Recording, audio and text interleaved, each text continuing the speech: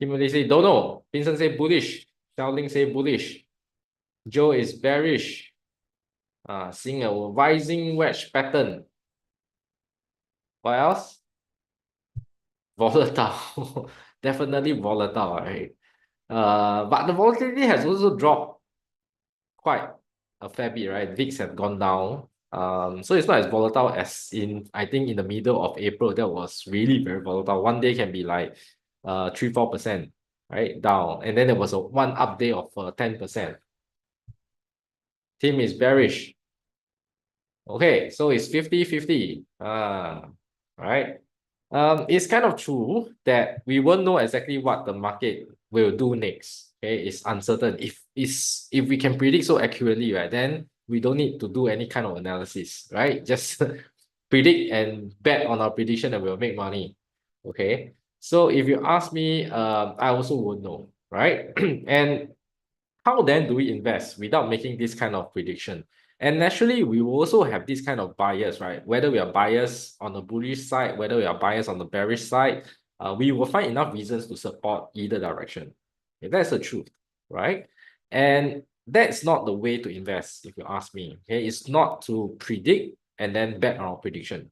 The proper way is to have a strategy, right, that gives us guidelines, right? When to buy, when to sell, what to buy, what to sell. Okay, so follow our strategies, follow our investing rules is more important than prediction. Okay, because precisely we cannot predict accurately. If we can, then of course it's a different story. But until now, I've not met anyone who can predict accurately. Okay, so therefore, don't ever bet on your prediction. Okay, half of the time you'll be right, half of the time you'll be wrong. That's not a very good way to do your investments. And besides the US stocks are down year to date, right? You also see in the news, especially I think yesterday, where USD depreciated against a lot of currencies, right? So this is 1 month ago uh, price movement.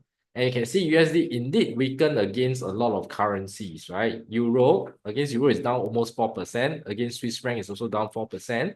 Against Japanese yen is down 3%. Even against renminbi, right? Renminbi is even in China is cutting rates. Yet USD is still weakening faster than renminbi, and it's down 1%. And against Sing dollar is down 4.5%, right? So if you are thinking of going for a holiday in the US, so yeah, right, can be can definitely be a consideration.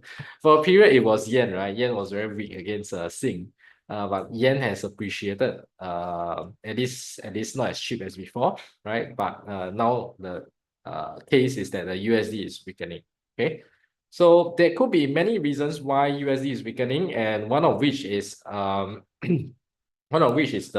concern about the US debt, trade tariffs. Because if let's say US is going to import less goods, right, the demand for US dollar will drop, right? Trade will affect, okay, the overall demand for the currency, as well as because of the debt issue, right? Less people want to buy, are willing to buy the bonds, the US government bonds. And we also have reports saying that hedge funds, foreign governments are dumping US dollar bonds, US treasuries. Right, so all this can affect at least in the short term, right, the demand for US dollar. Okay, so these are some of the potential reasons why the US dollar is down.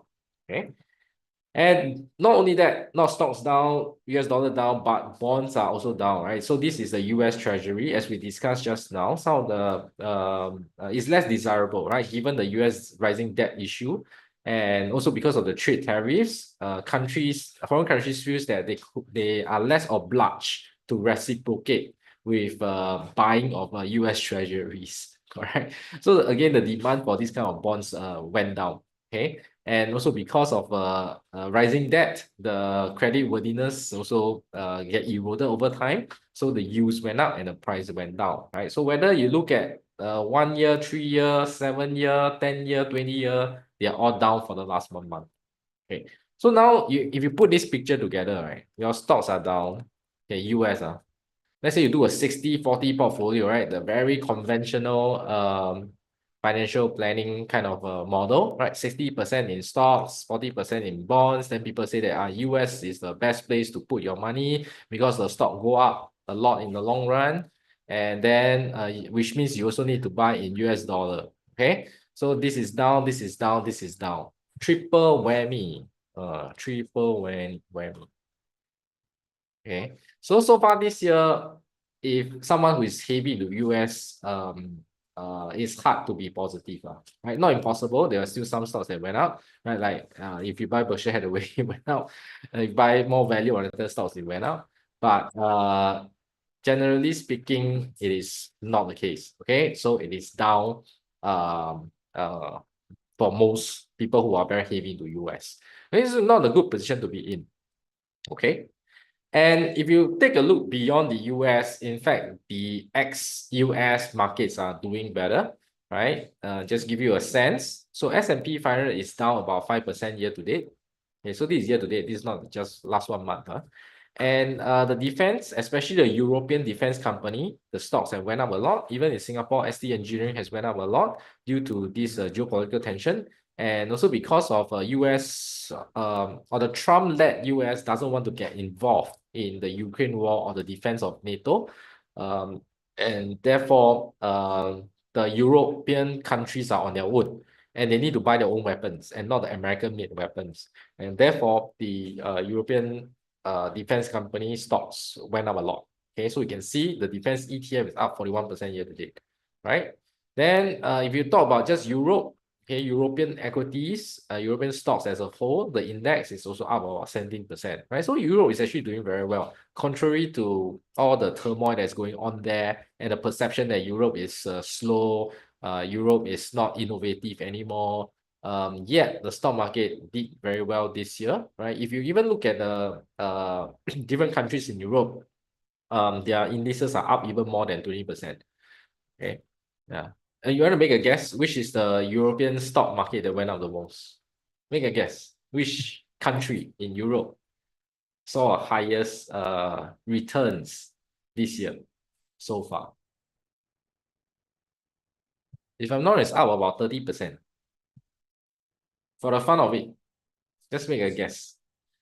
Which country in Europe? DAX, Germany? No, it's not Germany. Nearby. UK? No. It's not a country that you will first come to mind. But it's closer to Germany than UK. Switzerland? No. France? No. It's not your major country. It's not your major country. It's not a country that you think of straight away. It's not Sweden.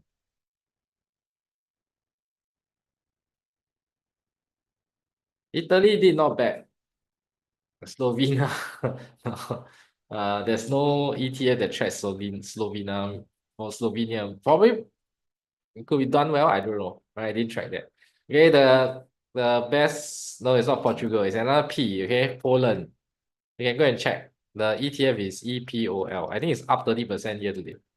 Okay, so that is the best performing European country index so far, right? But some others did not bad too. Italy, for example, is up more than 20%. Okay, I think any country in Europe, we just anyhow through. I think Portugal also did well. Just at the best was Poland. Even South Africa also did well, right? Like this South Africa is because of the gold prices, because they have a lot of gold exports.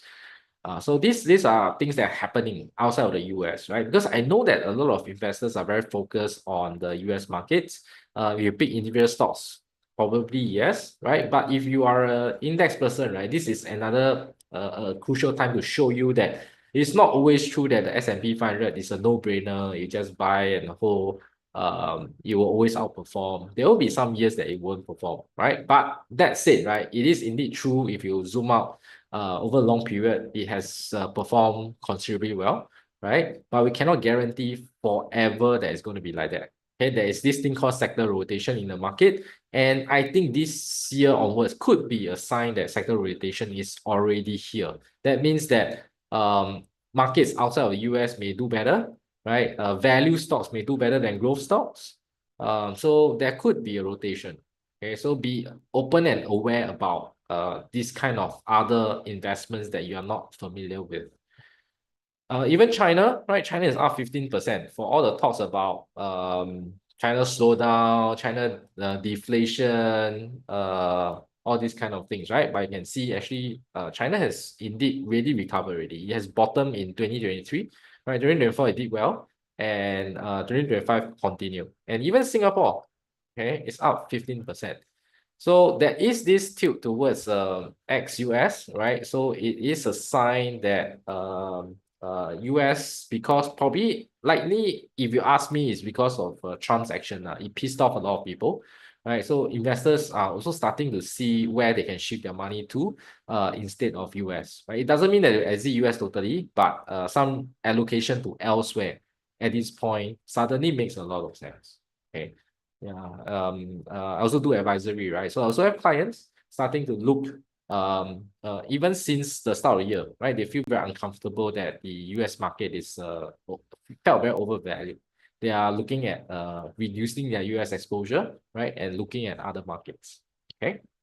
So this is the situation, right? So let's just still focus more on the US market.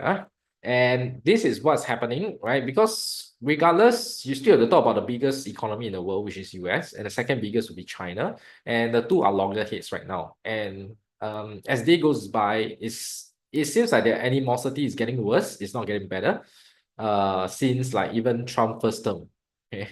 Definitely Trump first term was a lot friendlier to China, even though it did throw a spanner that start to sour the relationship, right? But now it's almost they will not be able to go back to the past, right? That kind of peaceful relationship between the two biggest economies, it's not likely really. Okay. Or should I say it's very unlikely, right? And Trump has said that they are waiting for China to call, China to negotiate a deal. The thing is that China wants to win off the US. Okay, they have always been they need each other basically. Okay, one is to make goods and one is to sell goods. To sell in US, right? US is a consumption economy, which means they buy a lot of stuff. Okay, and China is export oriented one, which is a production, the factory of the world, right? So then China thought about, oh, I want to increase my consumption. Dual circulation economy. Then US say that I want to bring back the production. Can you see what an irony? It's like US try to be more like China and China wants to be more like US. And that is the situation or the direction, because they each want to be more self-reliant. They don't want to be hold hostage by the other party. Okay, so now they want to do something that they are not. Okay. So you and I also know common sense, right? It still makes sense for China to produce because it's going to be cheaper, better, faster, and then for US to buy, right? To them, they also benefit because the consumer will buy at a lower price, and they get a speed as well, right? Rather than they have to produce everything from scratch. And same thing, Chinese are not expensive as the Americans. They just don't have the culture, right? Spending is not in the blood of the Chinese, right? Some of you all know. I don't think it's just Chinese. Even I think Indians, basically Asians, have this prudence culture, right? That you better save money, don't anyhow spend. Okay, so you want the Chinese economy to be like the US, go and spend, also not possible. At least not overnight, you can just change that fact. Behavior takes a long time to change it at all, right? And same thing, production is not like you want to produce, you build factory, you get the people. It's not true, right? Even Tim Cook said that it's not that China produce cheap labor, it's the labor cost have went up. Is that the skill set, because they have been making things for the world, they are so good at making things. Nobody make things as good as the Chinese. And they have the skill set, right? But if you want to build in US, you need to get the skill set. How? Are you going to train from scratch? Are you going to teach people in school, put them on the job training? How many years would that take to build that skill set? Right. So you can see that it's better off that they resume their trade and not have this antagonistic kind of a position. But of course, it's not within our control, right? But at least the talks are beginning. Okay, so news just came out this morning. Treasury Secretary Scott Bessent is going to meet the Chinese Vice Premier He Lifeng at Switzerland this week. Very neutral ground, right? In between China and US, very symbolic, and it's moving up the chain really. So I think in time to come, right, Xi and Trump will meet again. But what do you think of this meeting this week? Are you optimistic that they will have something favorable out of it, or you think that it will get worse? There's also a third choice. Nothing happened. What do you think? A, B, or C?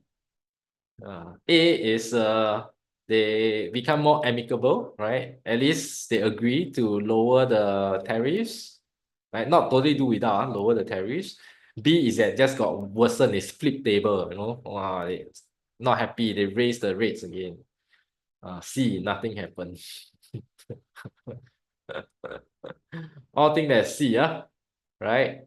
Um, I also not hopeful, lah, right? I'm not hopeful. Um, I don't think it will resolve. Okay. I also agree it's slightly more talk than action.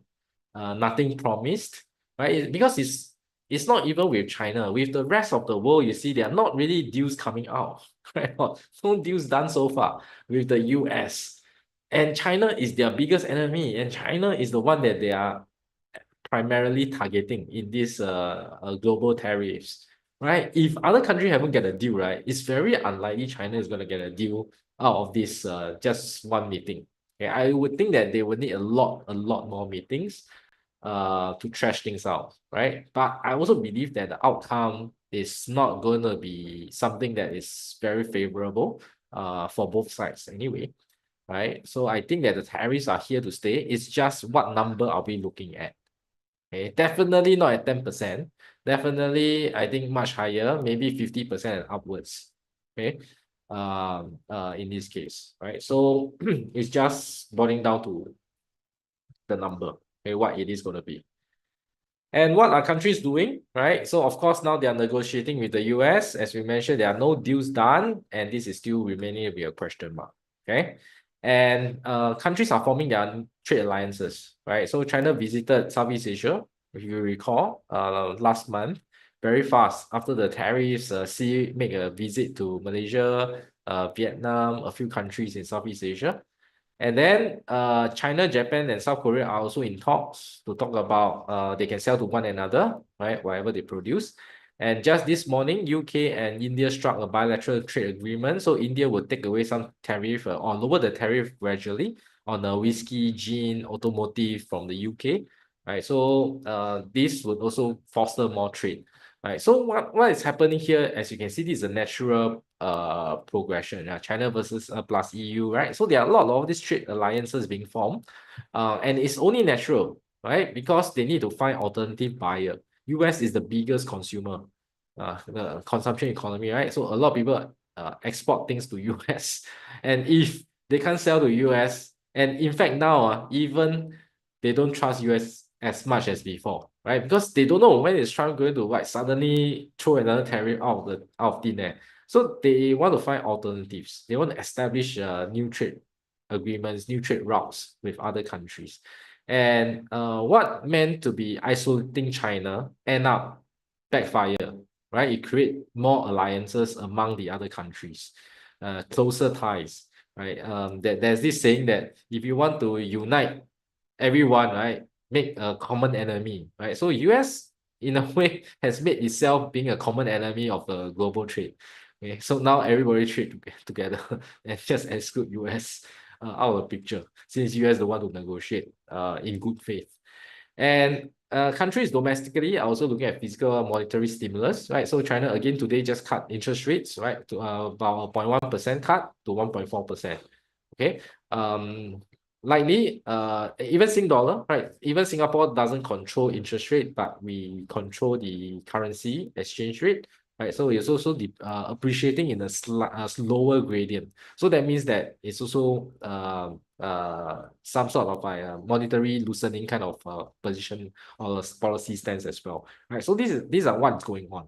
Okay, so definitely other countries is not out of ways to repair this trade relationship with the US, right? They can do other things. Okay, so they don't only have one solution.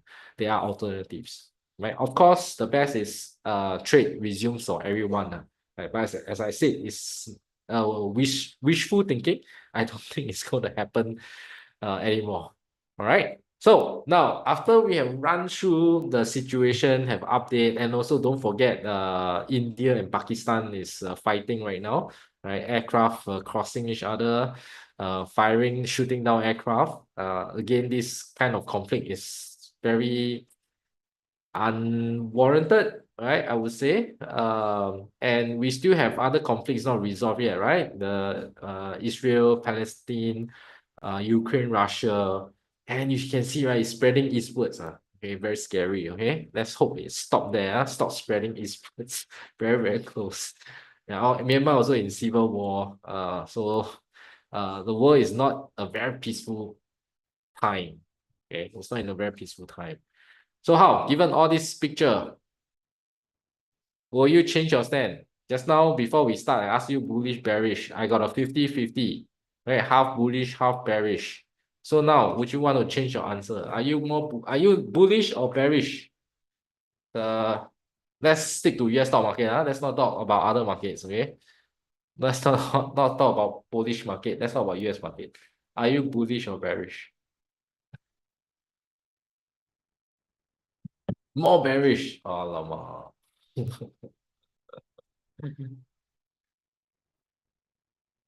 Joe bearish. Now, anyone still bullish or anyone still bullish? Anyone still bullish? Anyone still bullish? Or all bearish already? Bear to recession or bear more than recession? Life goes on. Okay, Krishna bearish, Vermont is neutral. All right, so nobody bullish now. Okay, after we talked about all these negative things, okay, and it is natural, right? And news, they always like to report negative things. Okay, that's why we receive a lot of negative stuff. The reason is because negative news sell better. Negative news get more eyeballs. Positive news get very much fewer eyeballs, probably 1/3 of negative news. So news have a tendency to be negative rather than positive. Okay. So my another suggestion to you is don't read news and make investments, right? You can read news more for information, update, and things like that, but don't use it to make investment decision. Okay, so more importantly is that we cannot control what Trump is going to do. We don't know what he's going to do. We don't know what the interest rate is going to be. Yes, the market can have some sensing, but we are more importantly, we should look at what we can do. So do we buy, hold, or sell? Okay. Do we buy more stocks now? Do we hold on to our existing stocks, or do we want to sell because we think that the stock is going down? Right? So this is the more important question. And to answer this question, again, it's not based on our feelings. Okay, because if you are reading the news, will make you bullish or bearish, and then this will create a feeling to act. Then if you act like this is what people call emotional investing. And we all know that we are not emotionally designed to make proper investment. When people are scared, we scared together, right? People greedy, we greedy together. Okay. So if you use this cycle, right, the news cycle to tell you to get a sensing whether you should be bullish or bearish, that affects your feeling. You become pessimistic, optimistic. Then optimistic, you buy, pessimistic, you sell. Okay, so this is a very dangerous cycle, and this is what most people do. So what you should do instead, so don't do this. So what you should do instead is, what is your strategy? Do you have an investment strategy that tell you, should you buy, hold, or sell now? Right? And for that particular stock, do you buy, hold, or sell now? That is a more important thing. Okay, so it's when you have a strategy, it's not affected by the news, it's not affected by your feelings. You will look at the stocks or the investment more objectively, and you can likely make a more rational and correct decision. more than if you just follow your feeling. So we went through all those news, right? You will naturally, you can see I can influence you to become more bearish, right? But that's not the way to invest. Yeah. And if you take a look at other information, right? If you want to find bullish information, even now you can find. You want to find bearish information, also can find, right? So I give you counter case. I can also find bullish information now. Okay. So this was tabulated by Charlie Balelo. It shares quite a lot of stuff, data-driven kind of statistics. And this is VIX, right? VIX is quite famous. It's called a fear gauge. It measures the volatility of the S&P 500, right? So when the stock drop, right, the trading bar will be longer, right? The volatility will be higher and the fear is high, right? So this is a so-called fear gauge.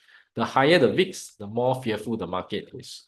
And this is a table where he tabulated if VIX shoots more than 50, okay, 50, yeah, the level 50, and what are the S&P 500 returns 1 year, 2 year, 3 year, 4 year, 5 year.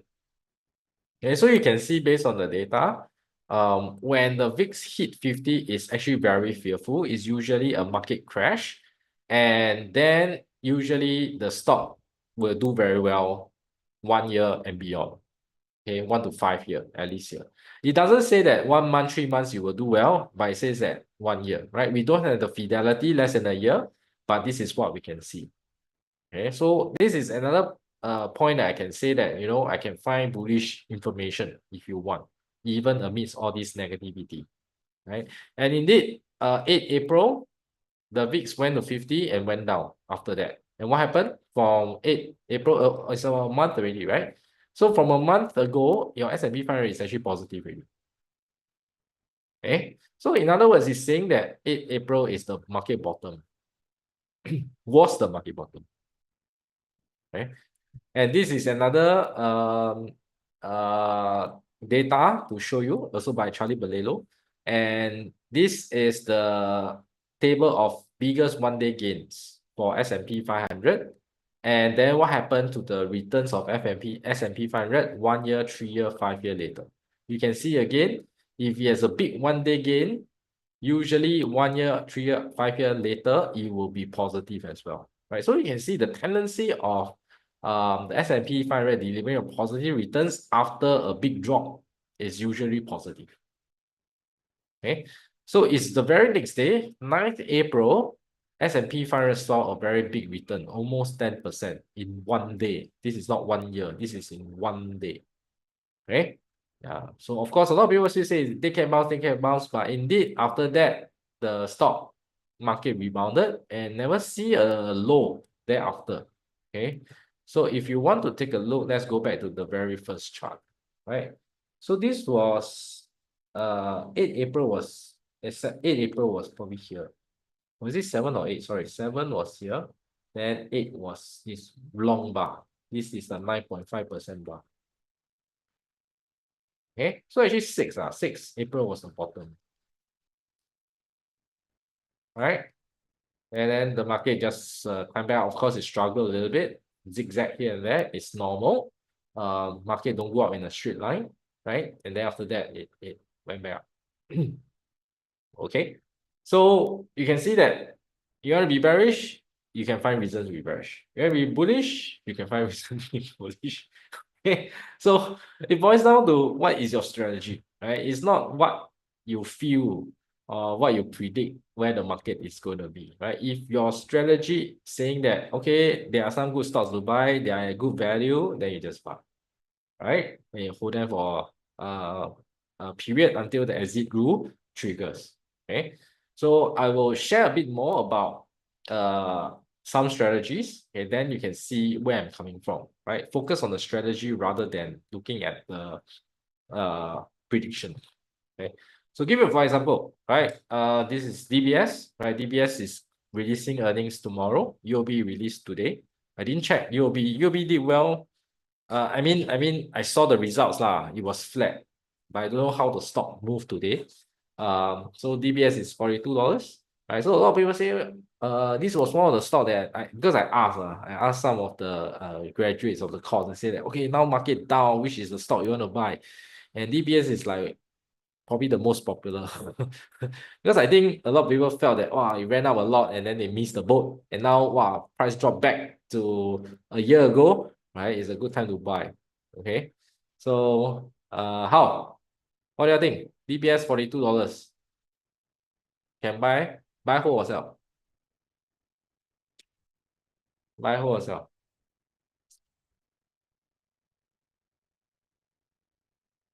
Buy hold or sell? Jin says sell. Need to know fair value. How to know fair value?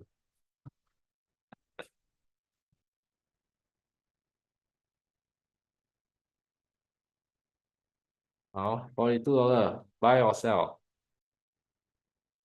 Okay. Wait for the next drop. All right.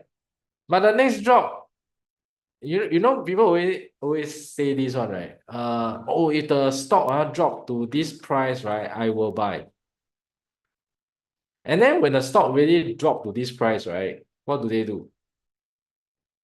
Then they say, "Aya, I scared now, you know, wow, a lot of bad news, eh. Yeah, let's wait a while." Fair enough. Agree? Agree? So even when DBS drop like that, right, people will say, wait. It will drop more, it drop more. Right? Then rebound, never drop enough. Cannot buy. How? Anyone experienced before? You tell yourself, oh, we'll buy this stock at this price. But then when the price really went there, right? Wow, scared.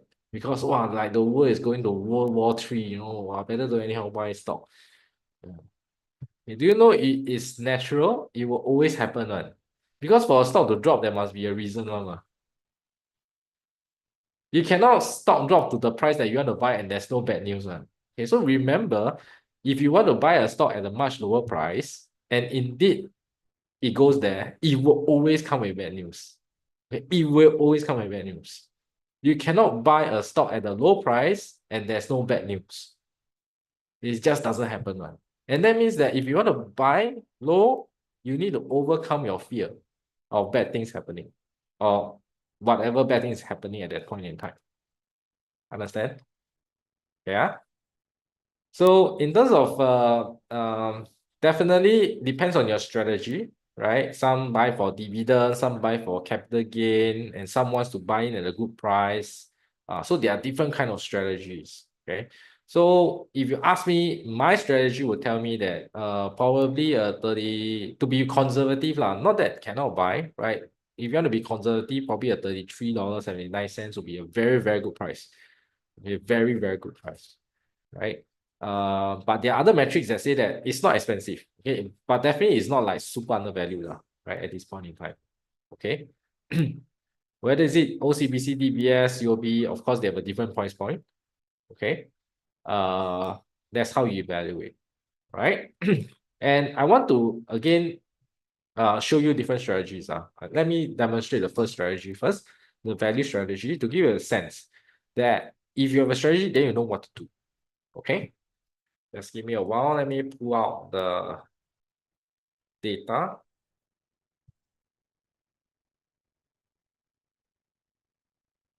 Okay. Let's just use an example. Example.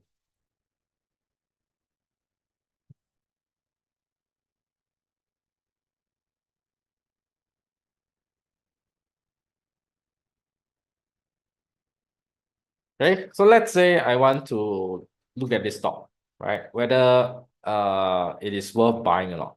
Okay, this company is called Centurion. It does a workers' dorm. And let's just determine whether this stock is buyable at this point in time. Okay, regardless of what's happening in the world, I don't care. Right? That's the approach. It's bottom up, not top down. And it's a property company, so I will pay more attention to its asset value, right? So which means the assets that it has minus away the liabilities that it owe. And I'll be more stringent in the sense that the assets, I want to look at assets that can retain value better, right? Not those assets that may not retain value as well, right? For example, like financial assets, okay? Because financial asset, I don't know, it could lose value, mark to market, right? You can lose value if the market goes down. So this number is not something that I can trust 100%, even though it's audited, because time moves and market moves, and this number will change. Okay, so that means that I only want to look at numbers that I can trust that will remain steady more or less compared to the rest, right? Like cash in the bank, they are, if you don't spend it, usually the cash is there. And investment property, if they are largely in Singapore, they can retain value much better, right? So the rest may be a bit more suspect whether the value will be the same next year onwards. All right, so that's how I think about it. So I take the cash because this one is something that I can trust more. And investment property, yes, a lot. All right, then in building, let's just put 0 for conservative. I think they have a small number, so total assets is about 2 billion. And total liabilities is about close to 1 billion, right? And then they have some non-controlling interest that doesn't belong to shareholders, so this needs to be deducted. And I need the number of shares. Okay, which is about 840 million. And I get a value of the share, to me is worth $1.05. If I only take the cash and property, minus away all the liabilities, I get about $1. Right? So this is like the property valuation plus the cash, okay, of the company. So that's how I value it. I ignore the earnings power, right? Because these assets can use to make money, right? But let's be conservative. Let's just use this number. And let's look at the share price. It's $1.27. So should I buy the stock now? Should I buy the stock now? You tell me. Should I buy the stock now? Overvalued, right? Because the current price is 127 and the value I calculated is $1.05. Okay. So to me that this is not a stock that I want to buy right now, right? Same thing as just now we discussed DBS. Okay, so your strategy should be able to tell you what is a reasonable price to pay for the stock, or whether the stock is undervalued based on your calculation. Right. So without this $1.05, it's very difficult to make the decision. Right. If I show you $1.27 can buy or cannot buy, just now I show you the DBS 42 can buy or cannot buy.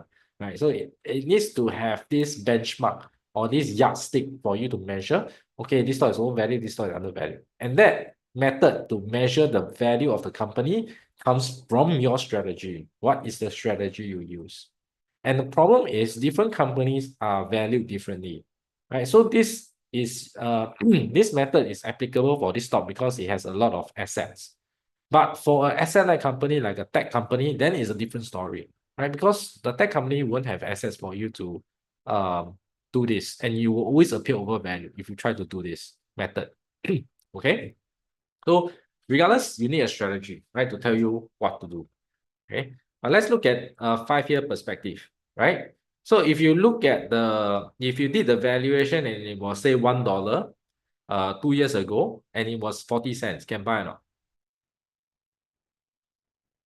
Can buy or not? Yes, right?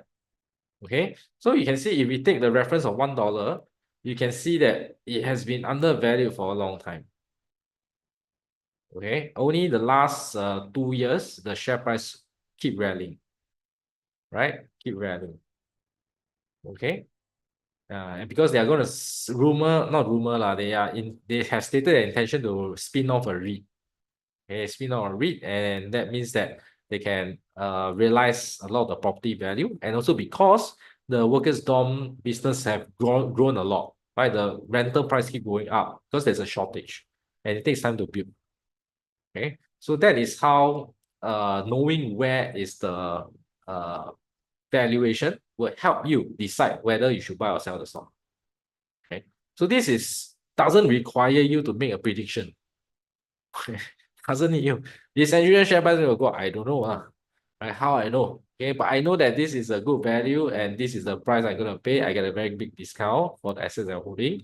That makes good business sense. Okay, whatever happens, right? It's not within my control anyway.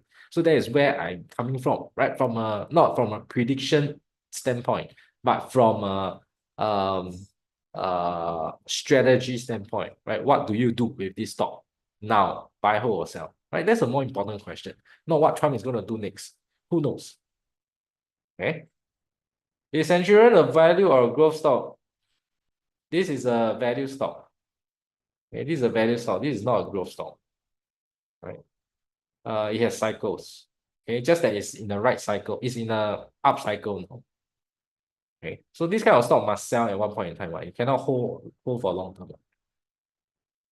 Yeah. And that's also part of strategy, right? It is a relevant question because the kind of stock, there are different kind of people, right? There are also different kind of stocks. Okay, so some stocks you can buy and hold. Some stocks you cannot buy and hold one. The longer you hold, the riskier it is. At one point, you need to let go one.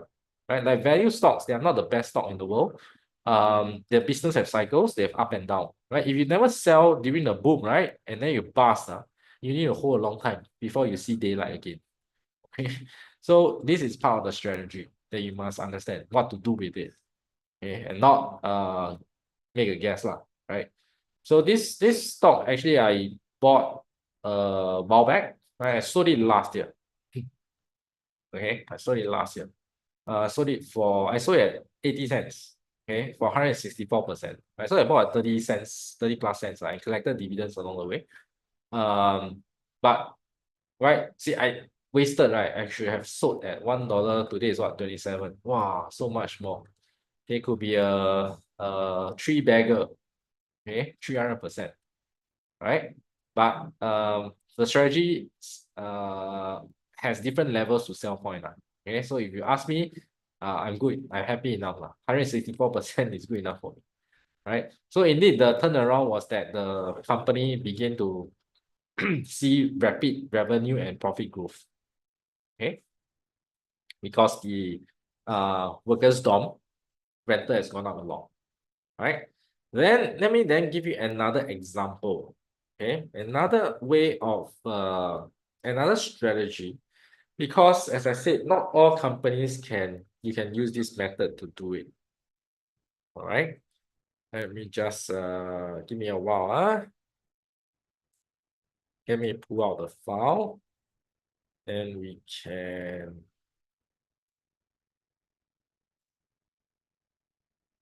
do the study. Okay, let's do asset-like company growth stock, something like Microsoft, not Microsoft, Alphabet. Let's do Alphabet. All right.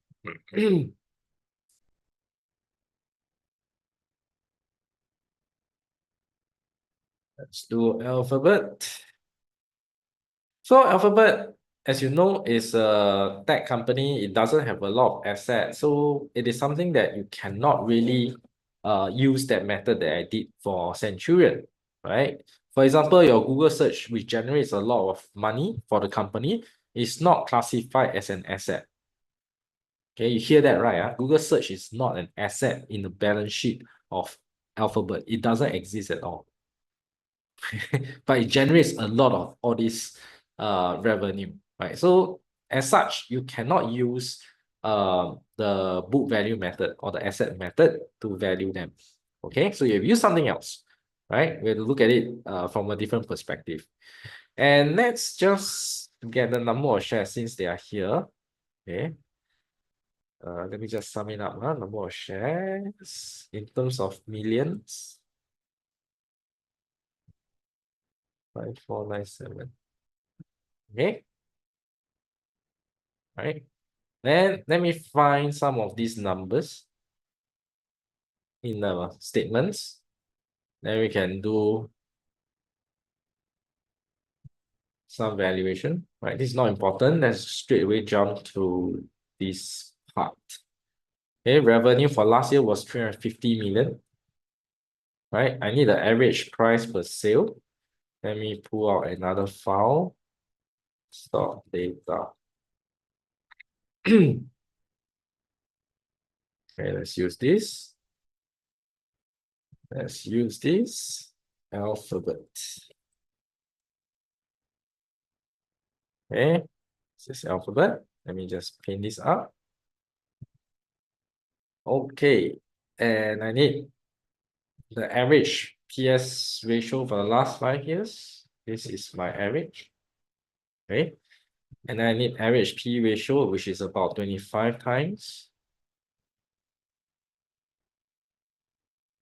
25 times. Okay, since we are here, I also find the average free cash flow yield for the last 5 years, which is 3.78%. And average dividend yield, I think we can ignore this now. Okay, even though Alphabet has started to give dividends, it doesn't have 5-year record of dividends, so I'll skip that. So I'll stick to 3 parameters. Okay, so we're done with this. Let's go back to the earnings per share. We get about $8 earnings per share.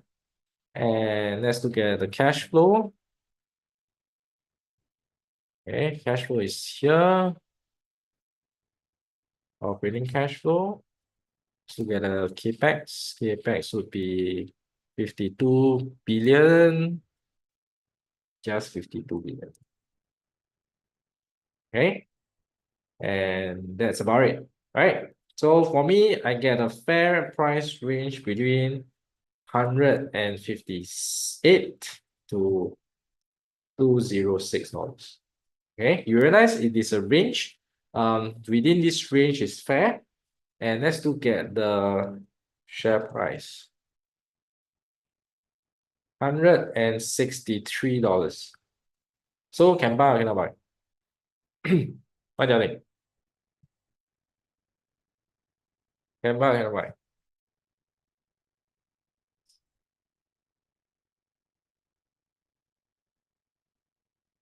Oh,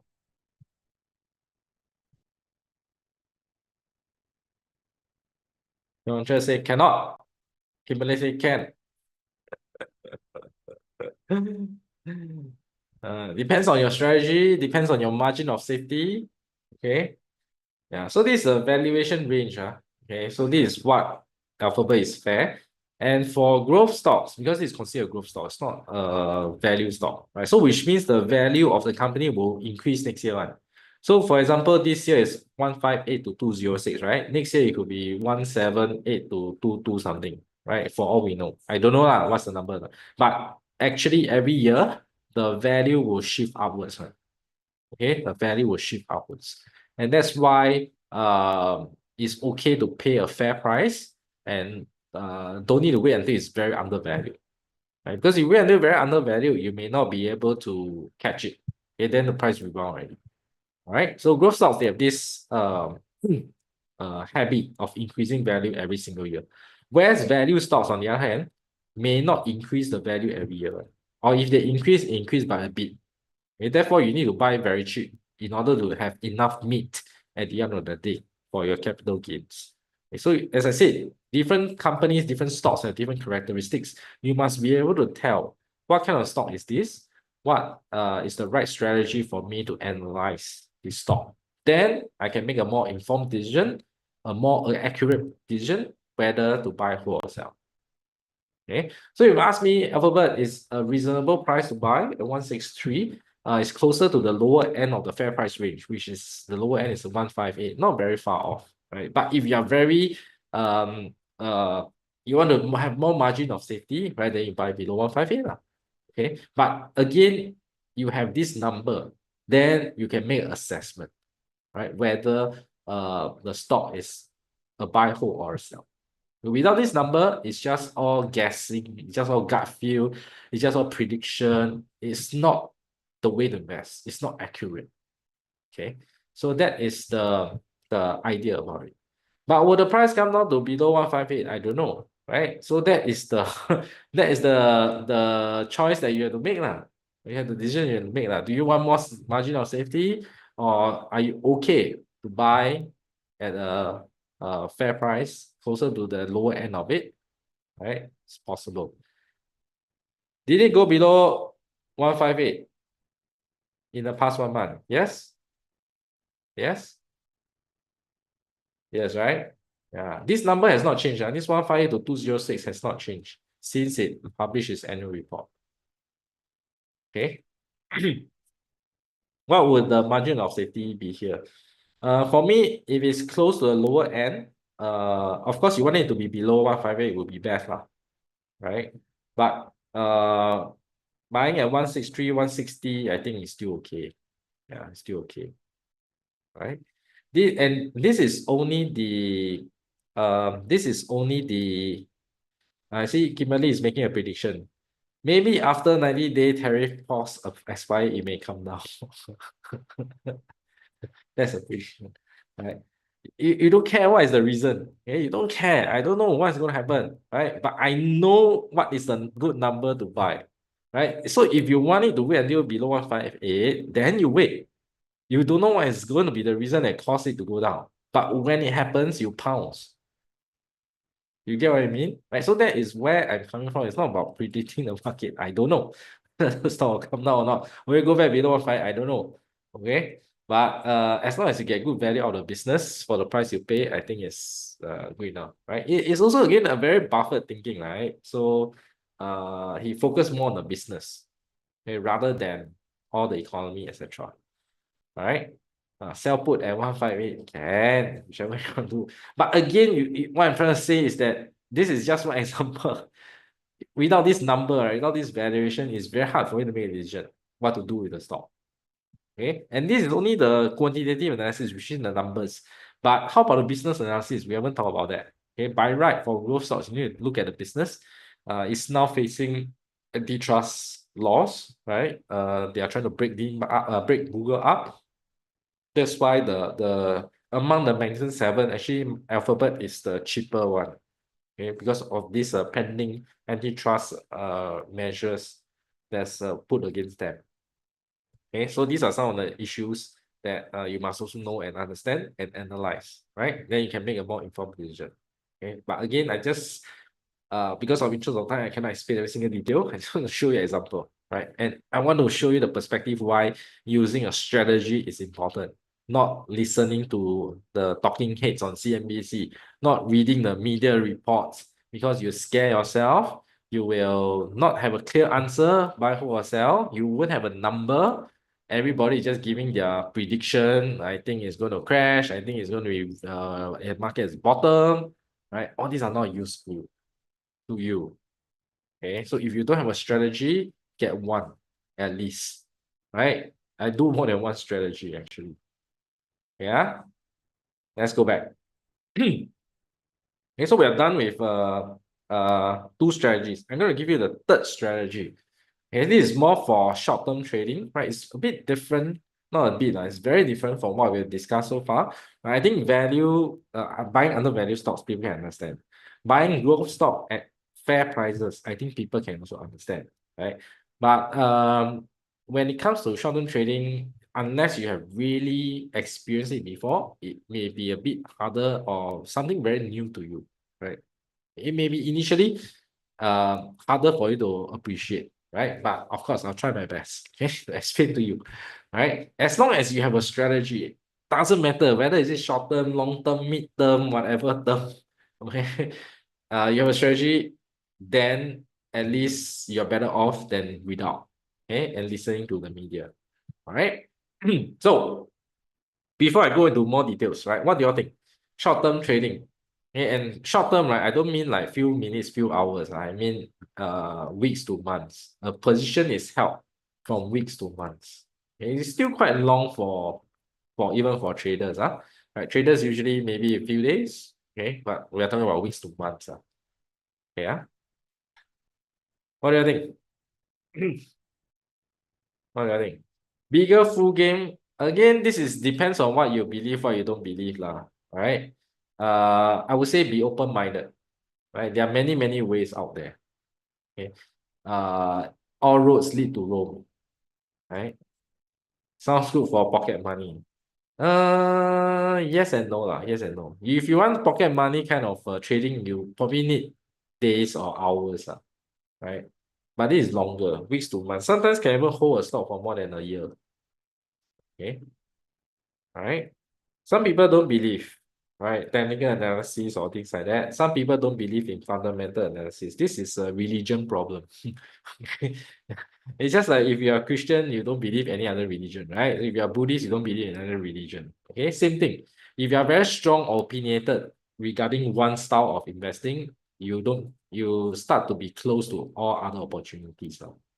Okay, so that is the idea, right? Yeah. So actually in investing and trading, you see a lot of bigger picture human behavior. Okay, it's very interesting. Okay, let's come back to this. Right? What do you think? Method one or method two? Which is better? If you want to trade short term, weeks to months. Some people think that they are investing, but they are actually trading.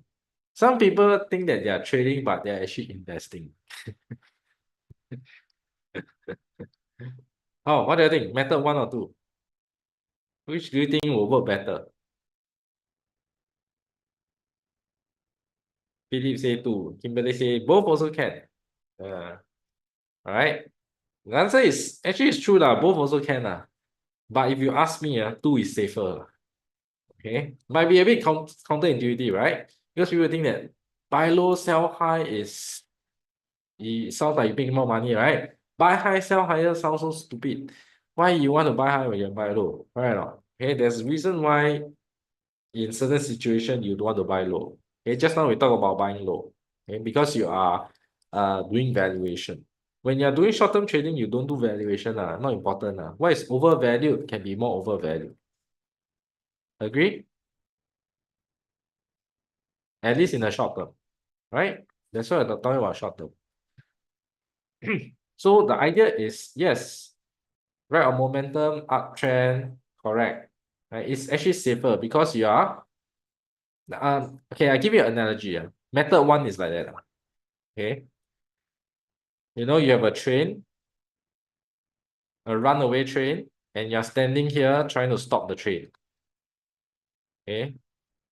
Versus you're having a runaway train, instead of standing in front, you want to go this direction, you hop onto the train. Okay. Yeah. Which one is better? One or two? Of course, two, right? Because one you die. Why? This is the market. Market is much bigger than all of us. When the market is going down, right? When the market is going this direction, you want to buy, you want to change the direction of the market. Can change or not? Cannot lah. One person cannot change the market direction one. So the market will overrun you. That's why you become lower. Then you lose money. Okay, so that is the visualization that you can do. But method two, buy high, sell higher means that you go with the flow. Right? If the market decides to go this direction, you just hop on the right. Let the market carry you to where you want to go. Isn't it easier? That is the analogy that I can give you. Right? So in short-term trading, it's better that you ride on the trend rather than you go against the trend. Give you an example. Price is going down. You say that you think undervalued. I want to go against you. The market is wrong and you're right. Why not? You're saying that you're right, huh? And you buy, right? You say the market is wrong. Everybody is wrong. You are right. Yeah, suddenly it sounds damn audacious, right? It has to be higher. It cannot be so low, right? Okay? Then after that, you buy, what happened? It just continue to go down. They say, cannot be, I buy some more. Average down, right? But one person cannot push out the market. The market just keep pushing you down, okay, until you give up. Okay, so this is the reason why in the short term you don't want to buy low. If in the long run, it's fine because if you buy without the anticipation that you need to make money fast, yes, price go down, but it's fine. But you're patient. You wait for the price to rebound in the future. Many years later, possible, right? Or a few years later. You are that patient. Okay, then buying don't make sense. But in the short term, you expect the stock to rebound in weeks and months. You expect the market to give you money, give you profits in the next few weeks to months, right? You better don't go against the direction. Because you can go down in the next few weeks and months, right? Continuously. Okay. Another concept people don't understand is that the stock can go down a lot. If a stock go down $100 to $50, it's a 50% loss, correct? Does it sound cheap to buy at $50? Does it sound cheap to buy at $50? Versus someone who bought 100, is it cheaper? Is it cheaper? Yes, right? Definitely, right? It feels that it's a safer entry price. I buy at $50. The next thing I ask you, can $50 become $25 or not? Can or not? Yeah, right? And it's also a 50% loss. Okay. So that means that if a person A bought at 100, sell to you at 50, if you buy at 50 and you sell to person C at 25, person A lost as much money as person B, even though B bought $50 cheaper than A. You get what I mean? Okay, and the stock can keep halving without going to zero. So the stock can drop 50% many times, right? Yeah.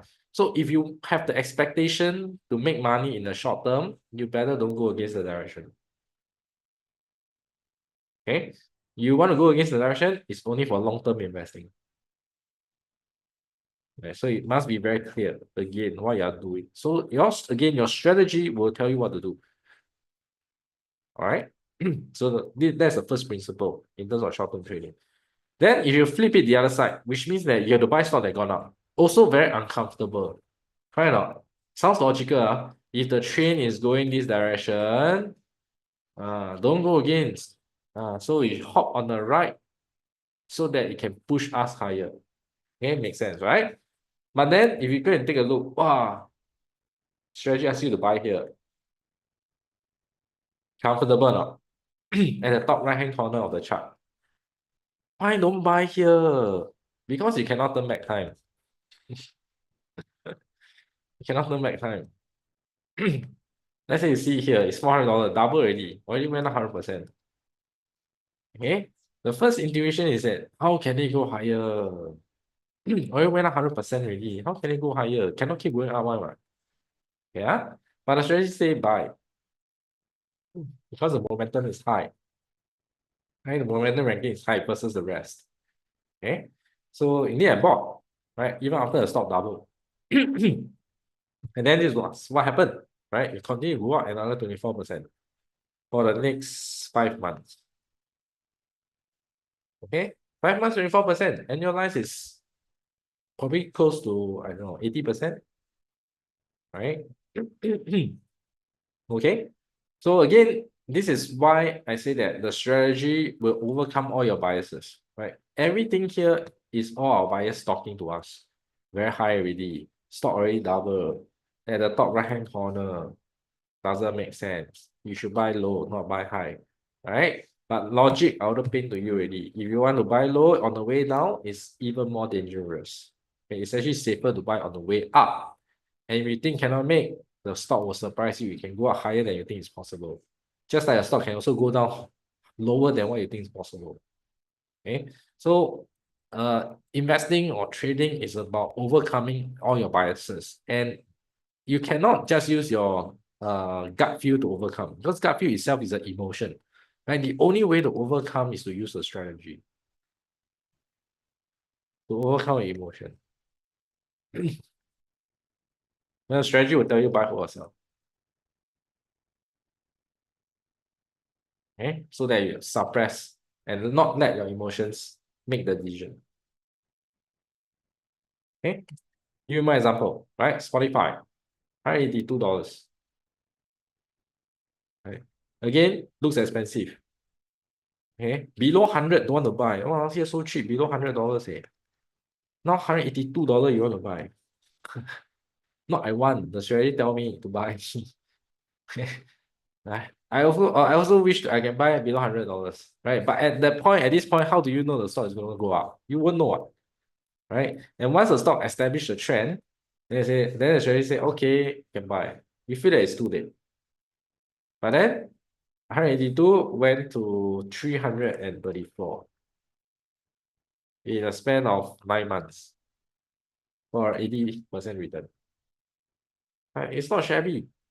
Okay, so a lot of people think that doesn't work lah. This kind of what greater fool theory, right? Just now I said greater fool theory. Cannot make much lah. Give you 5-10% only, a lot man. Right? It's not true. We can even have more than 100% return. I think the next one is yeah. Right? Son. Okay. They have another chart. Okay, so this was sold a few months ago. Right? This was 118%. And this was 7 months. 7 months. Okay, what here? Right, in hindsight, this look low, right? But if you can imagine, there could be a stock chart that I'm looking at this point, at the point in time was actually at the top right-hand corner. Okay, yeah, same price. Yeah, sorry lah. This is not 150. This is 300. No, this is here, 320. Right, the scale here, 320. Okay, this is 118% return. Yeah, copy paste. Right, 150 is here. Okay, and so it is possible, right? Buy high, sell higher, and it's actually safer. Okay. And what you really need to do is that your strategy must also know when to sell. Yeah. The other thing that I've noticed, right, is that a lot of people don't have a exit plan on. Okay. They always think that they buy and hold is their primary strategy. When they buy the stock, they only think about can buy or not. Is it undervalued? Okay. You know, throughout my 10 over years, I've met so many investors. I always get a question, right? Can buy or not? What stock can buy? I never get this question. Practically, I never get this question. What stock can sell? Agree? Have you asked yourself that question? Do you find yourself ask the what to buy much more than what to sell? Agree, right? Yeah. So that is the issue. Okay. The problem is a lot of stocks are not worth buy and hold one. Even though Buffett keeps saying, oh, buy and hold, buy and hold, buy and hold. I say only less than 10% of the stock you can buy and hold one. Majority of stock, you better know when to sell. Because if majority of stock you know how to sell, right, stock price will plunge. Right? Same thing for momentum stock. You can see if you don't know how to sell, the stock price will plunge. Right?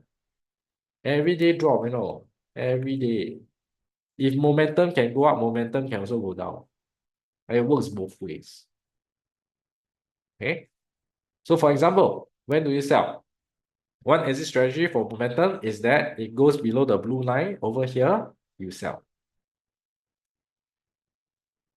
Okay, then you prevent this from happening.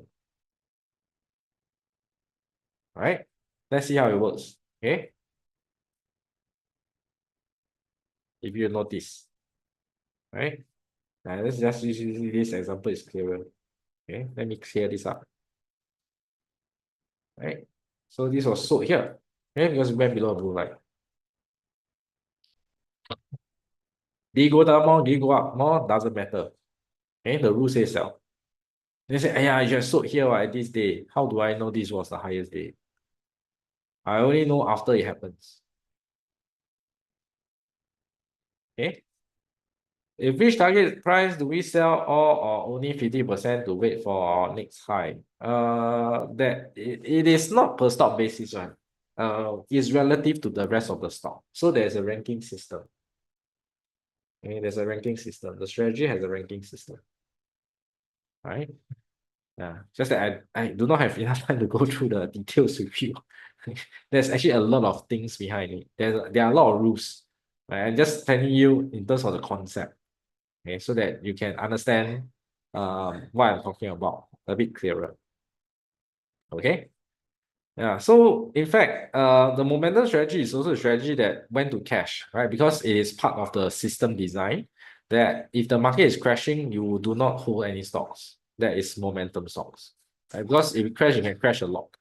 Okay, so this was in February this year, February 25. There are already some warning signal. We already saw the small cap and the mid cap went below the 200-day moving average. This is a bearish sign. Okay, this is a bearish sign. And we say that we stop buying small caps. and we will hold partial cash since February. Okay, so that will cushion, and that cushion, right? Because in April it really had a very hard drop, but since Feb, the strategy already tell us to lighten the load already. Don't be fully invested. And then in March, about 3 weeks later, S&P dropped below the 200-day average. Again, a very bearish sign. Okay, then you say that we should stop buying stocks altogether. Okay, so we hold more and more cash since February. All right, okay.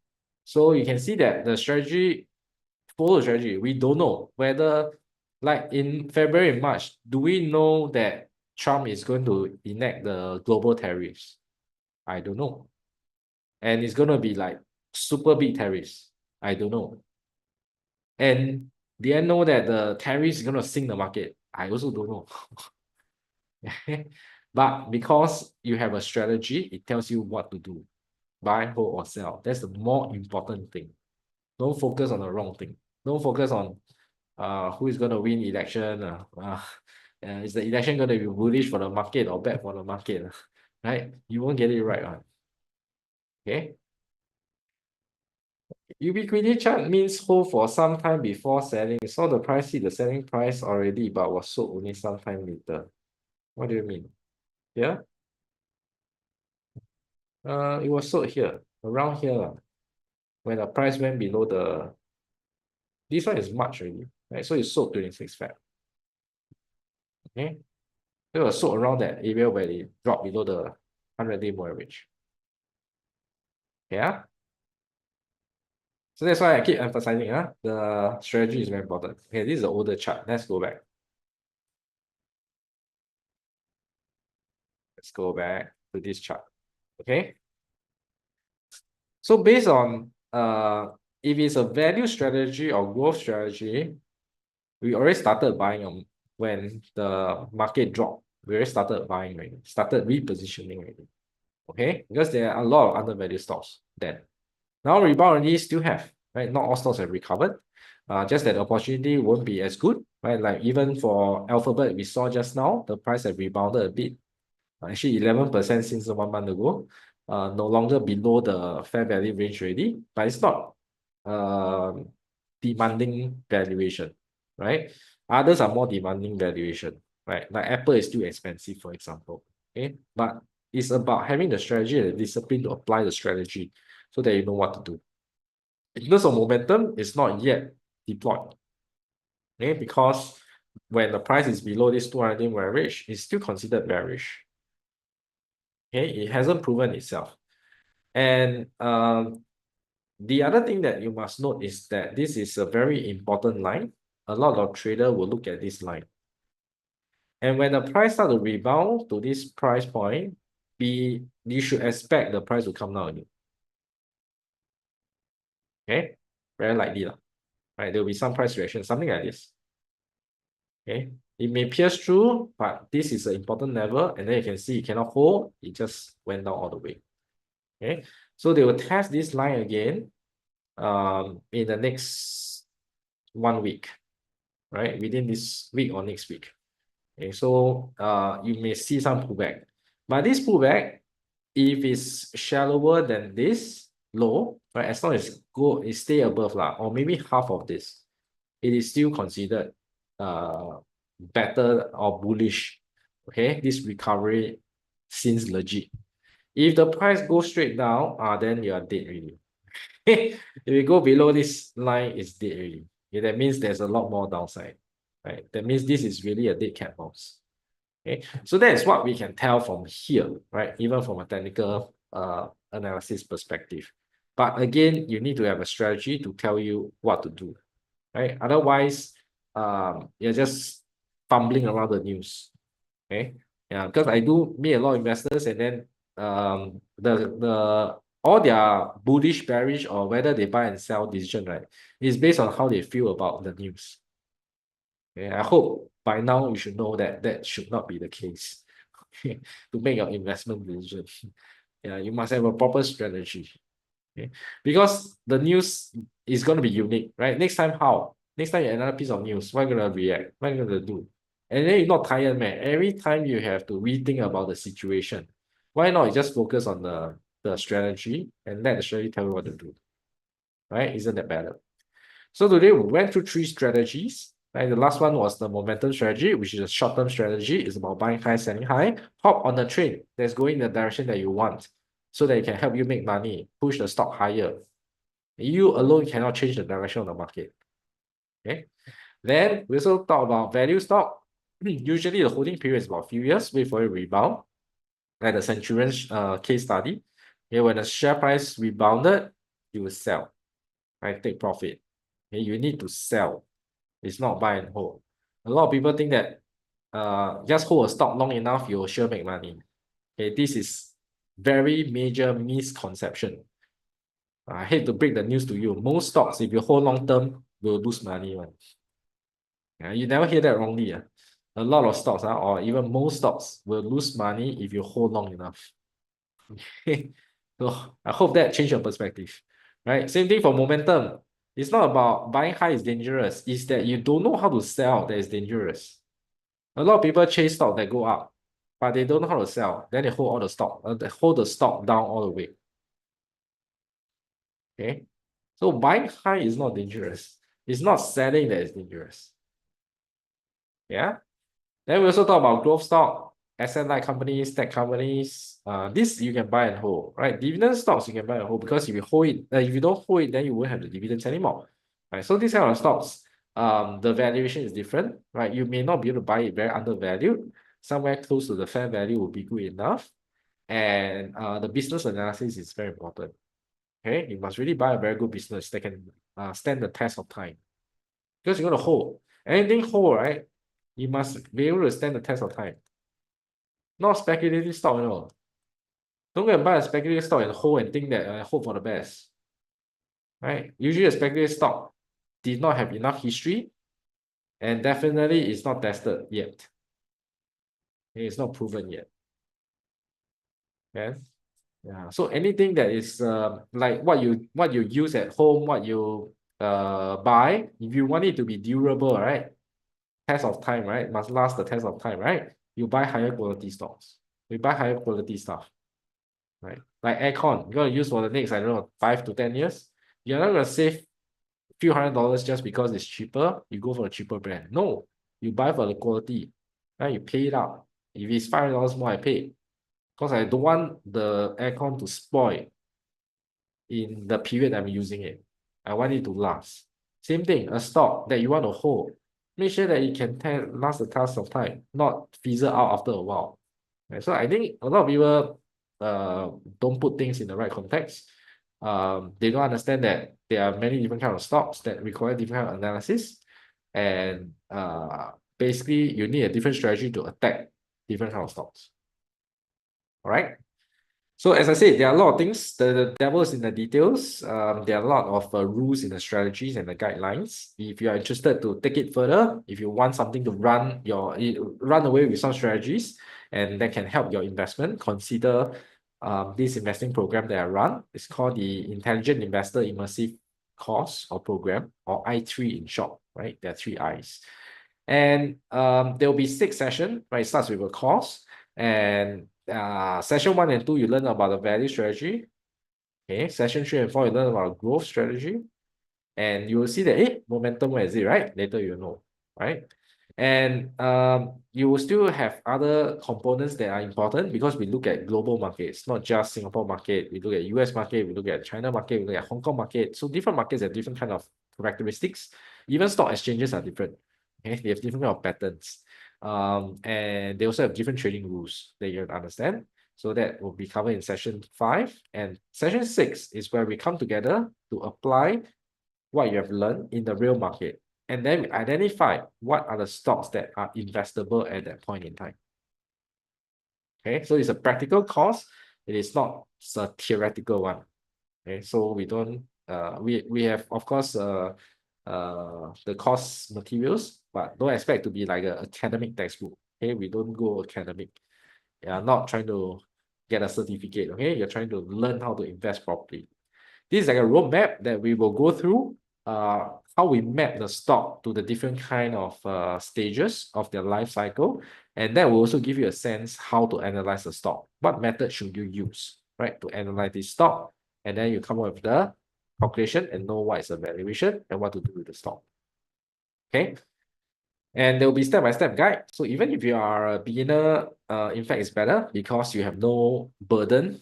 Okay, you don't need to unlearn certain things. You start afresh and you build your strategy properly. Okay, so there's a step-by-step guide to show you how to do it. So the I3 program comes with the 6-session course under this bonus one.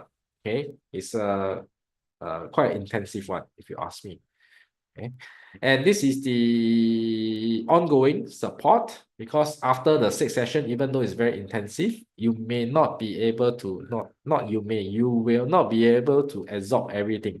Maybe you only absorb 25% of what I said. Okay.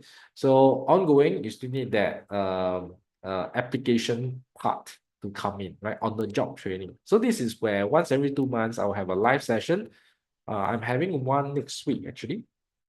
Okay, where I'll talk about the markets and I'll uncover some of the investment ideas. And because I know that everybody is very busy and some may also not be at the level of the skill yet. So these are sessions where I share my thoughts about the markets, what we should do, and basically what are ideas that you can look at, right? So if you like some ideas, you can pursue them. You can buy some of these ideas for yourself, okay? Give you an example, right? So this was mentioned actually last year. Okay. Every start of the year, I will have like a bumper ideas. Okay, so like for this year, 2025, I have 25 stock ideas. Okay, for the very first mentoring session, right? Yeah, the rest of the session will have ideas, but may not have so many, maybe less than 10. Okay, typically less than 10, a handful of them. But usually January is a bumper one. So I mentioned gold last year when it was below $2,000, right? So now you don't even hear of gold below 2,000. It's about 3,000 plus. Okay, yeah. So people just keep saying that it's going higher and higher. Okay, so but this was shared, right? But this was not based on any fundamental analysis. It was more on technical analysis, right? So it was a case where it tested $2,000 many times already. Okay, that was what I mean. One day it's going to break. Okay, and you also can see this it's like squeezing the price into a very narrow zone. So either it break up or break down, right? But this kind of chart pattern usually, this is what an ascending triangle is, right? Usually it's on the outside because this shows that it's pushing up the price, it's squeezing the price outwards. Okay, so that's how it works, right? So it really went to 3,000 plus. Even today, the uptrend is still intact after 1+ years. And the mentoring session are all recorded. So which means if you missed it, you can always play back. If you are too busy, can't attend that session, don't worry, it's recorded. You can always find a recording and play to the part that you want to listen to. All right. And of course, come for the live session. You get to ask the questions and treat it as a FAQ okay, session as well. I will answer all the questions until the question run out. Okay, so that's usually my style.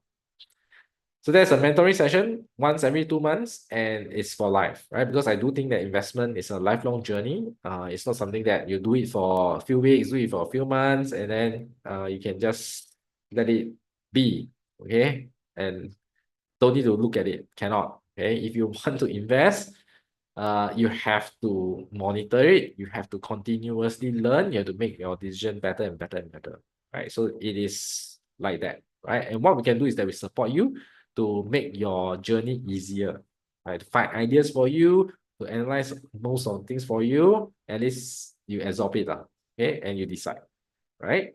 If you don't want to do all these things, you feel very tired, then of course look for an advisor who invests for you. Okay, that's why you pay the fee for. Let other people worry for you. Let other people monitor for you. Okay, yeah. And there will be calculation taught to you, right? But honestly, if you ask me, right, most people don't like to calculate. Okay, they like to learn how, but they don't like to calculate. Why I can say that because I also don't like to calculate. Okay, but no choice, somebody has to calculate. And calculation has a lot of it's very tedious. Okay, and it can take a lot of hours because there are many stocks out there. And just give you a sense, man hours a year, $6,700. Just look at one market only, and there's a small market like Singapore market. Okay, it will cost you $6,000 man hours, and that's based on median pay. I think the median pay has went up already. And some of you high income earner, even worse, your opportunity cost is much higher. Right? And this is not even talk about other parts of investing, just calculation. It's very tedious. What we can do is that, again, make your life easier so that you don't need to calculate so much. There are stock data, 13,000 stock data provided on a monthly basis. So it covers US market, covers Hong Kong market, covers A shares, it covers Singapore stocks. So altogether 13,000. US has about 4,000, Hong Kong has about 2,005, China has about 7,000 over, Singapore is about 600. Okay, so that plus minus, you get about 13,000. So 13,000 stock data, I will download for you, put in an Excel spreadsheet. It's yours. You download, you can adjust whatever you want, filter, sort, find the fundamental data, and don't need to pay subscription for this. Okay. Next is watch list, right? 13,000, if you ask me, you also won't screen every month. Okay.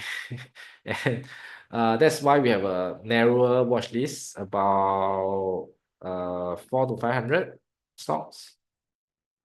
Okay, where the calculations are indeed done, and you can see one glance whether is it undervalued, overvalued, fairly valued, right? Where's the fair price range, and the calculations are all on the right side. You won't see in this screen, but you can see the raw numbers, how it is computed.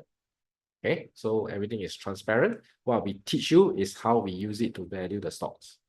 Okay, so again, this is what I mean. You don't need to calculate, so it saves you a lot of time. And the prices will change every day. Okay, the fundamentals doesn't change every day, but the price will change every day, and that will determine whether is it undervalued or overvalued. Please don't use this number because this number is last year one, right? Print screen long time ago, all outdated already. Okay, now it's the new year. Like for example, Alphabet last year was 135 to 141. This year increased to 171 to 200, right? Yeah, so you see, I told you growth stock every year will grow, right? The number must go up. Okay. And there's also value dividend stock list because the valuation method is different and the kind of stocks you look at will be different. They'll be more Asian centric. A lot of the value stocks, dividend stocks are better found in Hong Kong and Singapore because there's no dividend taxation and dividend yields are also higher. Right. So again, different kind of stock, different kind of methods, different kind of valuation. So watch list and stock valuation will also be given access to you and it's for life, right? And it'll be constantly updated. Okay. There's this quantitative analysis that I told you about. We didn't even spend much time on this. Zero. Okay, not say much then zero. This is very important, especially for growth stock, if you ask me. Not that value stock not important, less important, but growth stock very important. Okay, if you get the business wrong, right? No matter how undervalued you buy, also no use. Because the value won't go up. Okay, growth stock, you need a fundamental value to go up consistently every year over a long period of time, right? So in order to do that, it's not by saying whether the stock is undervalued now, okay? But if the fundamental value don't go up, your stock price will not go up. Okay, so the analysis of the business is very important. And this is where I think that a lot of investors will struggle, especially the newer ones. And that's why we do a lot of stock analysis very regularly. Every month we'll have one, right? A handful of stocks for you to look at. And the write-up is there. And that's where you can quickly learn about the stock and see whether it fits that kind of business model you're looking at. Okay. We also have a stock analysis archive. All the analysis that we've done, we will compile and we keep in one place for you to access. So even in the older analysis, you can access as well, right? Not just the latest one. And they're actionable ideas, right? Because we only write the stock if it is attractive at that point in time, is priced reasonably at least, if not undervalued, and it may have some potential upside to come, right? Of course, we are not 100% right, but we so far did quite well, I would say. And of course, depends on the overall market condition as well, right? Don't expect our stocks to do well when the market is tanking, okay? But generally, it held up more resilient than the rest, okay? So, example, sometimes some graduates act on some of the ideas, right? Up 25% in one day, okay? It's a low liquidity stock. It's a value stock. This is a value stock, right? Venture into AI diagnostic, all these kind of things. Okay. So not all the stocks we go in after we write them, because there are so many stocks we cover, may not fit our appetite, but some of them, our graduates like them, they act on them. Okay. Douyu is another value stock, and it gives out a dividend that is almost as high as the share price, right? So the dividend yield is almost 100%, that kind of level. Okay, because they're very cash rich and they decide to liquidate their cash, right? So these are actionable ideas, real stocks, and real business going on. Okay, so you get access to stock analysis archive also for lifetime, right? Over time, this will get more and more valuable because we keep adding and adding and adding. Okay, you have a stock archive that is expanding all the time. And trade ideas will be shared. Sometimes I find that, there's something interesting. That look at this stock. Okay. This may not be a full write-up of the stock, maybe a more truncated version, just to share the idea quickly, right? Like, I think this was 2 years ago, right? 2 years ago, we started to go in very big on US growth stock. That was 2023. Yeah, 2023. That's where the market bottom, right? Actually, market bottom 2022 and 2022, going to 2023. Let me say that there's a lot of stocks that are very fairly priced or very undervalued, in fact. CrowdStrike is one. Another one is Arista Network, right? So this is another AI stock. Okay, but most people will not see this as AI or relate to AI, but it's a critical component, right? It's a routers and switches. Okay, so then it was CrowdStrike was 154 that time. Arista was 135, right? But this was pre-split. After the stock went up a lot, it went for a split. So this was up about, I think, 200%. CrowdStrike also up about 100%, more than 100%. MSCI 465, I think now is about 500 plus. Okay. So these are some ideas that were shared in the past. And market shifts as well, right? So I say that there's a value rotation. Value stocks may see better days ahead, right? So indeed, that was true. Okay, that was shared in February, right? Going into it, if you go and take a look, especially international value, okay, that means outside of US, value stocks have done well, right? I showed you some example just now, right? Europe, all this has done well. Singapore has done well. China has done well. Okay, so these are some market shifts. I don't know, it's not prediction, right? It's just that the trend or the pattern that I'm seeing. I'm just identifying that, and I share all these updates with the graduates.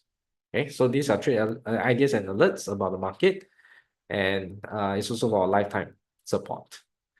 There's also this portfolio that we show that based on the different strategies that we teach and the stocks that are inside, right? Whether growth, value, momentum, HR, HP is another for another day. So access to portfolio also for lifetime. Then you get to see what's inside, what are the holdings. Right? You may not need to copy everything, which I also don't suggest you copy everything, because every investor are different, have different preferences. Okay, but it can be a good reference. There's this insider vault that is only for our graduates to access it, right? That's where all the resources are there, the mentoring videos, the stock data, the stock write-ups, the some ideas, some write-ups that are not per stock basis, but stock this, okay, stock this, watch these are there as well, right? So everything that you need to access, all the resources are there. All right. So it's exclusive Dr. Web Insider Vault, also for lifetime. Yeah. And there's a money back guarantee for this program. How it works is that you can enroll and you can come for the first 2 sessions. You can get a good idea about how I teach, what I teach. If you find that you don't understand, or you find that it's not useful for you, you can ask for a refund. Okay, full refund. That's how we roll. All right. So the risk is on our side, not on your side. Okay, because after the first 2 sessions, actually you learn one full strategy already. Okay. Some people are saying that we're too generous, right? Okay, that people will take advantage of us, but no lah. People don't take advantage. They really want to learn, that they will come. Okay, so that's why we are heartened to see that, and we are offering that money back guarantee up to today. And these limited time bonuses will be given to you if you sign up within the next 3 days. There are 3 more bonuses, right? Which are limited time. Only the next 3 days you sign up, you get it. So the first one is this Growth Dragon investing course. This is the China stock primer, right? A lot of people don't understand China. Okay, especially you cannot expect the Americans to know China well. The good thing about being in Singapore is that we are excuse me, we are exposed to both sets of culture, and we understand the pros and cons of each culture, right? And that's why we can be the bridge. Okay, so when you approach China investing, it's very different, right? A lot of the American literature doesn't work wholesale on China stocks. Of course, some valuation technique, accounting techniques, all these are similar, right? But from a macro environment perspective, the kind of stocks you look at, all these need some adjustment. Okay, so this is a primary course to get you to that right perspective and right mindset to look at China stocks. Second, personal finance masterclass. This goes beyond investments. As you can see, personal finance is much broader than that. Your CPF, SRS, insurance, emergency funds, all these kind of things makes up your entire financial well-being. Okay, this is done by Louis. Is a recorded course, and he is a professional in the industry, so that's why he can spill the beans to you. It's not to replace your advisor, but at least to know what you are buying and your advisor is not smoking you. Okay. Now the momentum strategy is here. There's also a recorded course, and the rules are all there. Once you complete the recordings, you will know exactly how to buy and sell using this momentum strategy. Okay, because I want to leave the live session for the growth and value because they can be more complicated, whereas this momentum is ranking system and it's 99% rule based, which means you just follow rules, you will be able to do it already. Okay, it's much simpler, right? Don't need to think so much, right? Okay, that's why we put it as a recorded course and you can complete it pretty fast. Okay, and then you're ready to trade. Okay. So these are the 3 limited time bonuses that will be given to you if you sign up within the next 3 days, right? So maybe just let me repeat what you're going to get so that you get an idea, a clearer idea. Because it's a lot of things. It's an I3 program, and the program includes the course. Okay, this is a live course, and it's going to happen. Is this next week? I think it's next weekend. I think so. Yes, next weekend. Right? It's going to start next Saturday, 17th, then Sunday, okay, all the way until 25th. So it's a 6 session, quite intensive. And 25th is a special day because it's a face-to-face physical session. The rest of the session is live webinar, right? Where you can ask questions and it's interactive. Okay. Second, mentoring sessions for life. After you complete the course, you come for the mentoring session once every 2 months. Okay, that's where you get market updates and get new stock ideas. Bonus 3, 13,000 stock data. This will be given to you on a monthly basis, updated, so that you can find the fundamental data fast, like how I did for Alphabet just now. You can see I pull out some data from there, and you can do your screening. Okay, very powerful screening because there's many parameters for you to use. Fourth, watch list with stock valuation. So this is where it's a much reduced watch list, and the prices change every day, and the stock valuation change every day, not every day. The valuation, whether it's undervalued, overvalued, fairly valued, will change every day. Okay, so this will be very useful for you to monitor, right? So I use it very often. And then fifth is stock analysis archive. This is where all the stock analysis, all the stock write-up is kept in one place for you to look at. Okay. And trade ideas and alerts, these are opportunities where I will share with you as the market develops, what are some things you need to look out for, and what are some ideas you can consider. Bonus 7 is the access to portfolio, right? So you can see the holdings, and this is also for lifetime, right? A lot of things are for lifetime, right? There's no time limit to it. Exclusive Dr. Wealth Insiders Vault, and this is where we keep everything in one place. Mobile friendly, you can access it anytime you want, anywhere you are around the world, and you will be able to get all the resources handily in one place. Okay. When you sign up within the next 3 days, you'll get this limited time bonuses, the Growth Dragon investing course, Personal Finance Masterclass, and Quality Momentum Trading course. These are the 3 recorded courses that you can finish in your own time. It's not a prerequisite. You don't need to complete before these dates. It's not a must, but it's better. Okay, it means that you won't start from ground zero. You have some basis already. But if you really no time, then you still can complete them after the class. If you have time for only one, then I would say do the last one, because this is a full strategy that you can implement. Okay. And this program, right, as you can see, there's a lot of things, and it has grown over the years. We've expanded the cost, we've added a lot of things, we've added a lot of depth, a lot more resources, and we also spend a lot of time on this program. Okay, so don't expect this to be a cheap program. Okay, in fact, this is our flagship program. And when we first started, only 1 day. Okay, now expand to 6 days. Okay. So and we are also unique in a case where we are broader, right? A lot of other courses, they will only teach you one course. Okay, then maybe they teach you one strategy, not say one course, sorry, one strategy.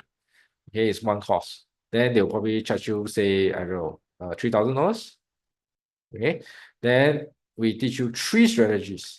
That means that the value or equivalent what other people will charge you will be $9,000, right? But I'm not going to charge you these numbers. And what we are looking at is 3 strategies and all the support and all the lifetime support, okay, at 3,888. Very auspicious number. And you can even break it down to the monthly installment, 12 months. I think about $300, 332 per month for 12 months interest free, and then that's it.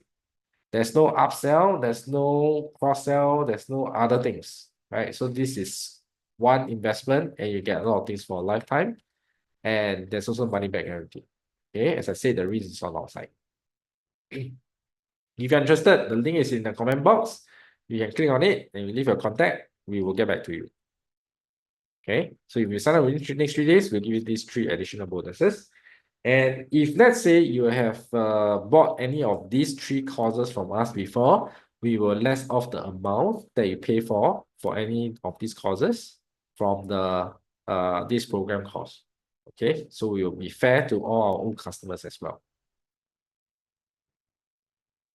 All right, Ken. Okay, if there's no questions, okay, market is opening, right? What time is it now? Okay, 12 more minutes. Market is going to open. Today is up, right? Pre-market is out. I think so. Okay. All right. So as I said, at the end of the day, it's about having strategies to guide you buy, hold, or sell. The market is very noisy. There's a lot of news going on, which are inconsequential. Predictions are not accurate. Okay. Some people find joy in prediction and then they get it right, they feel very happy. Okay. But prediction right doesn't mean you make money. You must buy, hold, or sell. It's the action that make money. Okay. So it's not about you want to be right. You want to make money. That's more important. And that usually requires you to stick with some strategies. If you are a value guy, dividend guy, no problem. Okay, stick to that. If you are a growth guy, you can also stick to that, right? If you're a short-term trader, momentum is also a way to use. So what we do in this program is to give you like a buffet of strategies, of the strategies that we have tested to work. Okay, not like we just teach you whatever strategies that's there in the books. Okay, all these are strategies that we formulated, that we tested real money, and there are some strategies in the past that we found that don't work. That's why we don't introduce them. Okay, so we introduce them that they work. Okay, so with these strategies, at least you have some guidelines to follow and make your investment decision easier. Okay, don't get worried so much about the news. Right? So for example, like Alphabet, you have know the numbers you have bought already. Okay, because it went below the undervalued, the fair value range last 1 month. Okay, I hope that was useful for you. As much as possible, I shared as quickly as well, that as much things as well in this session, right? I shall not do any longer, otherwise you also get tired. And if you're interested, please do leave your contact so that we can get back to you. The course is starting next week already, and it's still a good timing, right? As I said, if the price hit the 200-day moving average, it should have some reaction. It might have one pullback before even it rebound properly, right? So there can still be the one last chance for this rebound, right? Hopefully you catch it. Okay, thanks for coming. All the best to investments. I'll see you soon. Goodbye.